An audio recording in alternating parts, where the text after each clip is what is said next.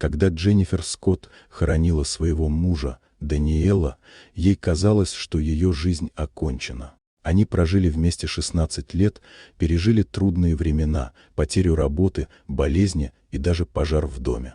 Дэн погиб в автокатастрофе, лобовое столкновение на трассе в штате Джорджия. Его тело опознал брат, и никаких сомнений в его личности у полиции не возникло. Первые недели Дженни жила словно в тумане.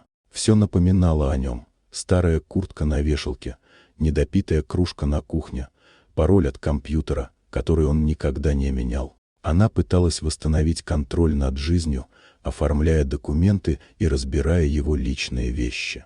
Когда Дженни начала разбирать архивы на внешнем жестком диске, который она нашла в выдвижном ящике рабочего стола, она наткнулась на папку с зашифрованными файлами. Это ее удивило. Дэн никогда не работал с чем-то секретным, он был обычным инженером.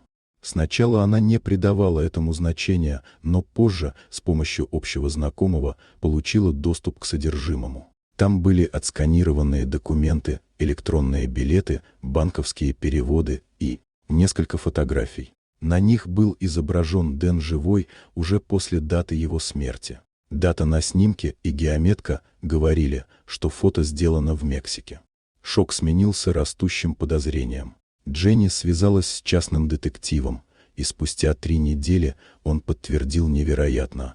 Дэн инсценировал свою смерть. Он покинул страну под чужим именем, сняв крупную сумму со старого офшорного счета, о котором она не знала. Снимки и документы доказывали, что он начал новую жизнь с новой женщиной, новым именем и в совершенно другой реальности.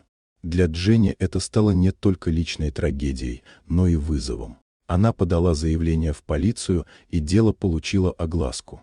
Было начато расследование о мошенничестве, подделке документов и хищении. Но главное, для нее разрушилась иллюзия, что она знала человека, с которым прожила почти 2 десятилетия. Если вам понравилась эта история, поставьте лайк и подпишитесь, впереди еще много удивительных рассказов.